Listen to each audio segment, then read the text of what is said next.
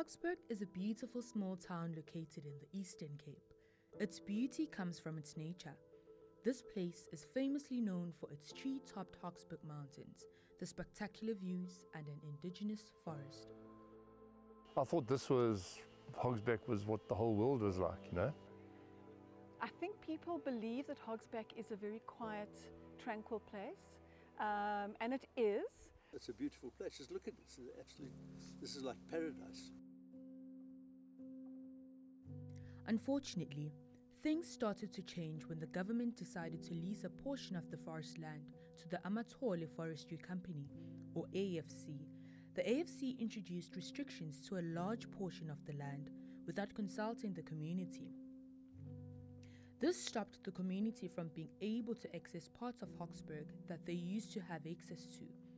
Residents and tourists started to witness a different life of Hogsback, and they claimed that their freedom and rights have been infringed, and they demand reasonable answers and negotiation from the AFC.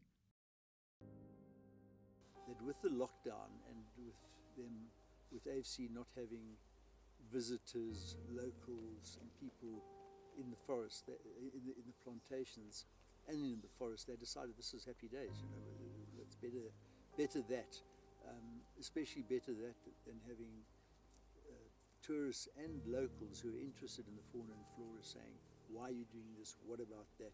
Just nobody there. So they just shut the place down. You have these beautiful mountains, the forest, you can go anywhere. I used to see people cycling in the forest. Someone just come back from work, take a ride, go and cycle in the forest, come back home, and then that's it. But which means they didn't communicate, which is fine. If it's private, it goes to the same thing. You go back to the community and say, listen, this is what is happening. Because from my information, the community members, they only know that they only have a lease, which means they can only use a certain portion in the forest for a certain time. Slowly, about 3 years ago, we've actually seen AFC putting up boom gates that were locked with padlocks. One by one, they've been building them up, and that's how access has been denied. You can't simply just say, oh, because there's a risk of a fire once every 10 years, deny access through the plantations permanently and shut off access to the forests and the viewpoints and all the other tourist attractions that we have at Hogsback. After COVID, they had the boom gates, they had the security company, and they told the community that is not allowed to go here and there, and they didn't even have a right approach to the community. For someone who doesn't know what's happening, for example, you go into a place and then you see someone who's lost, which means if, for example, that person is lost, direct that person, listen, you are not allowed to be here. If you need to go to town, here's a direction. You know, so they didn't have a right approach to the community, not only to the community, but also to the visitors of Hogsback. Because Hogsback, in order for Hogsback to be alive, we need to get visitors all over the world, not only in South Africa, but all over the world, which means if these visitors are not coming to Hogsback, Hogsback doesn't make money, Hogsback dies.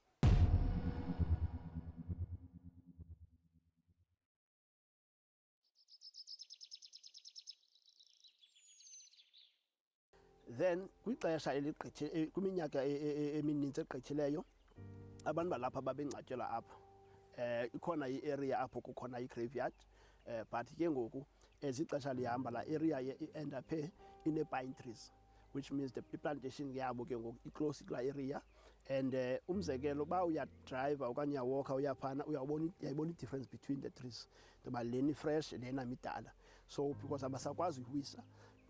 Ikhona enye igroup sasinayo apha yeza interviewisha about loo nto leyo i-graveyard itheni, because one, abantu ngokuba lapha abasakwazi ungcwaba because of that's a plantation, yabo. So ithi loo nto leyo i-restricted la area ngento yokuthi abantu originally kwakule area abasakwazi ukwenza zonke izinto babezenza, yabo.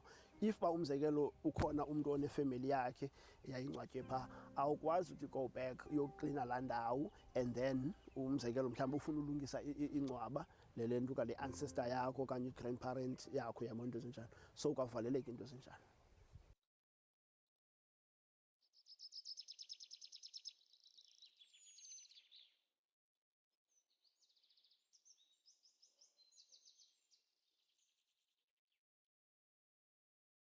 We've had a few recent complaints from tourists who've been stopped by the security company and being forced to be escorted out, and it's quite an ugly situation and difficult for them.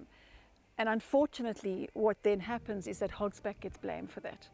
And so we sit on our Facebook page, for instance, constantly trying to ameliorate those kinds of difficulties and explaining to people where they can go, where they can't go. And that is not something that Hogsback as a community is in control of.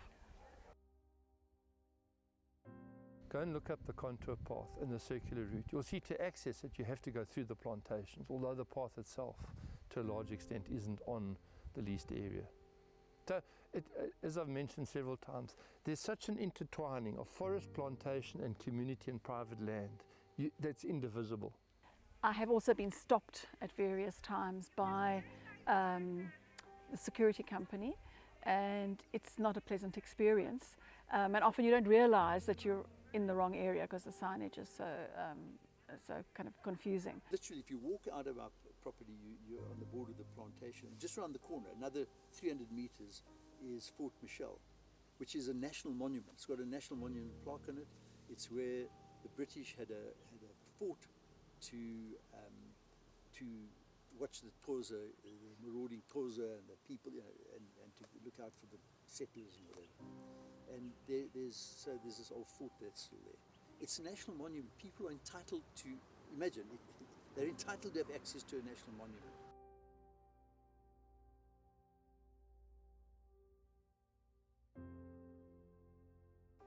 The forest has always been there to explore and to be part of my daily life. And now I have to kind of censor myself as to where I can go, where I can't go. And that's been very difficult on a personal level. They have to consult with local communities, which includes all of the communities, before they can change access. So you will have heard from people like Mark, who has been here since he was a kid. There was pretty much free access to anywhere in this greater area, always going back 100 years, certainly 70, 80 years, certainly 60 years. So you can't shut that down without having gone through the hoops that the Act requires, which is consultation. Because if it ever comes to court, a court and an arbitrator has to decide whether these restrictions are reasonable. We asked the Hogsback residents, how has the local Hogsback community responded? Generally very upset. The first big thing came when the plantation company, in minor consultation with some business owners, suggested in bringing a security company in for a few key days, like Boxing Day, New Year's Day, when we have a plethora of picnickers come here. And I'm not exaggerating, if 200 or 300 cars came onto the mountain, it wouldn't be an exaggeration. So we said, yeah, for those days, and with the police not being equipped to handle that large influx, it's reasonable for you to protect the plantation those days. But then suddenly it became permanent, and it upset some of our locals, and the security company reacted by beating up one of our locals and put him into hospital. Well, that caused a riot.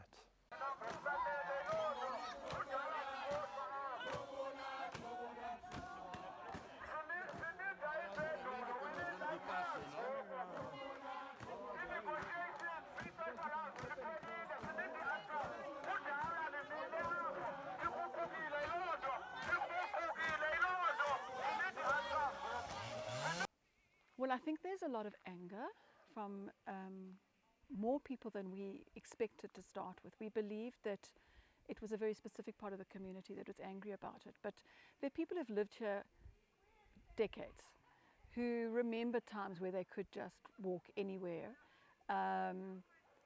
or could get permits for particular lengths of time as a resident. Now we have to apply on a day-to-day basis if we want a permit, and that's obviously very difficult for people.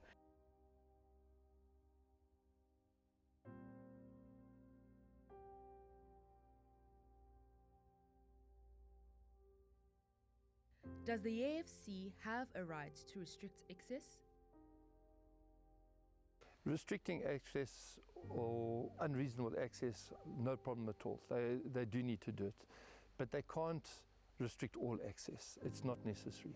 Access to the forest area has to come through, in many cases at Hogsback, through a plantation area. So areas that are not in their lease, but are good and fantastic viewpoints or good walks, traditional walks that we've enjoyed for over 100 years, you now can't access because they go through the plantation.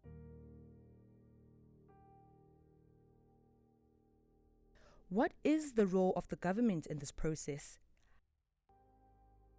The role would be twofold. One is the state owns the land that the plantations are on. Well, let's face it, they own the forests are on state land, the plantations are on state land. And the state has leased the plantation area to this company in terms of the National Forest Act of 1998. So if you read the act, the very act that enabled the minister to lease to a private company also places responsibility on the lessor and the lessee. And I think there hasn't been that much adherence to the act in terms of community engagement, because with them restricting access unilaterally and without consulting or setting up liaison forums with our local community, it's made unnecessary stress. How transparent have the AFC been about access to the forest? On a scale of 0 to 10, with 10 being very transparent, I'd say 0. No transparency whatsoever. From 1998, the Plantation Management Organisation, they would engage with the surrounding community and set rules. It was never done, so we didn't have rules. At the back of your permit for where you were required to get permits, and it was a minor area, not the major area around here, there was no fires, no hunting, no fishing, a basic set of rules. It didn't say where you could go and couldn't go. So we couldn't complain about the rules. We didn't have any new rules to complain about. We complained to the minister that the application of suddenly shutting off this area was against the spirit of the agreement, and we started a mediation process. During that process, suddenly rules were sent to us. This is where you can ride a mountain bike, this is where you can walk, and this is where you've got access, and this is where you don't need any of the above. So, yeah, it wasn't done in consultation with the community at all. They have cut off, we have one of the members of our committee who's a very keen hiker and who puts a lot of energy into maintaining trails, has estimated, after a desktop study, not sucking his thumb, that we have lost nearly 80% of our traditional walking routes.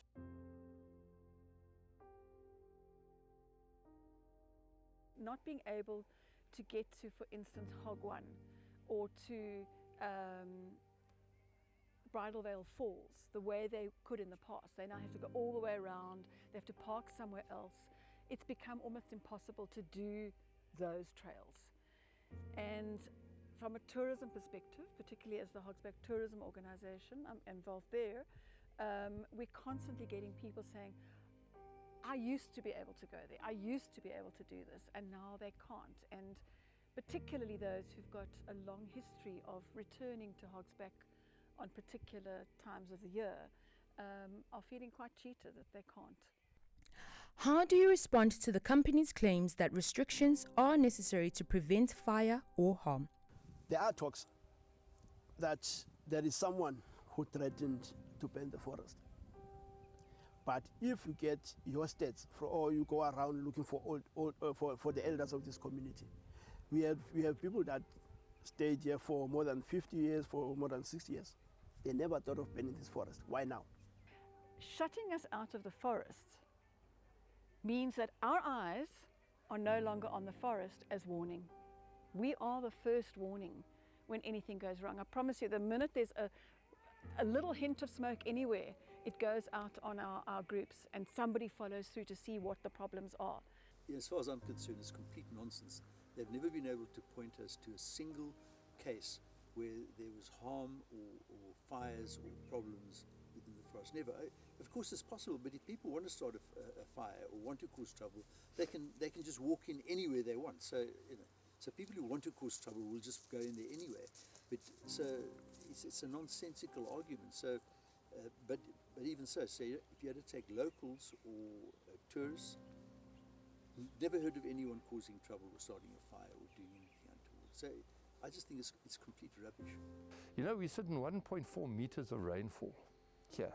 Now it's belting down with rain. What chance is there of fire? Nothing. But you still can't go in. You know, you still can't drive your car. You need to walk to those viewpoints because they've restricted vehicular access. No, it's a lot of unreasonable stuff. There's been no engagement.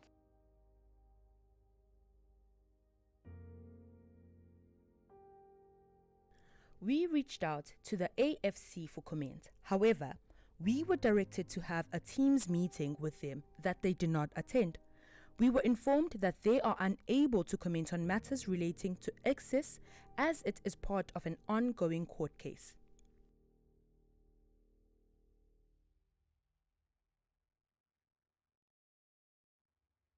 So we tried to get the area district office to sit with us to talk it through because we weren't getting AFC to sit with us.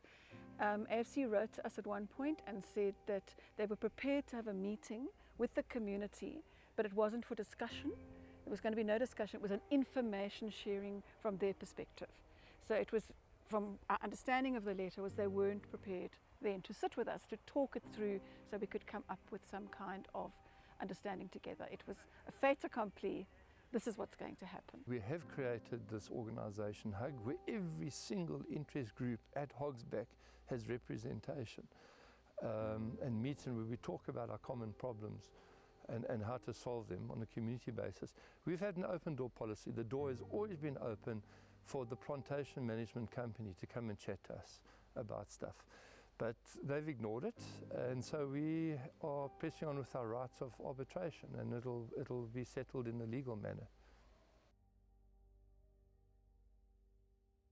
It means that it's unlikely, and it's possible, but things aren't going to happen until later this year at the earliest. So it just drags on. You're sitting in limbo, and when we have meetings, HUG meetings for the forum and for affiliates. And Fiona runs wonderful groups, chat groups, and she disseminates information. You see people saying, but this is like now 3 years. How can this, after 3 years, not get anywhere? But that's what happens when people drag their heels, especially government officials drag their heels. They just hold you off. They've been kicking the can down the road so many times. That's why this thing has been going on for 3 years, because they've been finding all sorts of excuses not to deal with issues, not to prove anything, not to show documents, not to act, really. We tried asking the AFC permit officer for clarity, but we were stopped during the interview.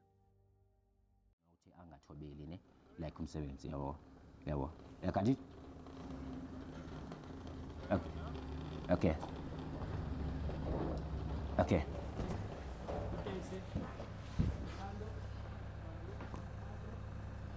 I believe you sent an email and you got answered. Please, this is not allowed now. You need permission from our stakeholders. You sent a letter to them? Yes. Yeah, you need permission from them. They did give you an answer. You can't interview them. I'm sorry. Okay. Okay, fine.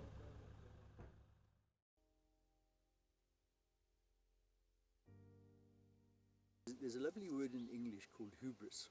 You know the word hubris? And I think it might be hubris. I'm doing this because I can. Just because I feel like it. Don't tell us what to do. We'll do it. Because we can. We have the authority. In fact, the managing director in one of his letters said, he said, we make the rules here, effectively. He said, and we're allowed to make rules, and we will make rules, and you just listen to them. I mean, I'm paraphrasing, those weren't his words, but effectively, that's the attitude. Okay, I believe very strongly that all of us can work together, and that conciliation is really what it's about. That if we sit down together and we talk it through, we will come to a situation and an agreement where everybody benefits.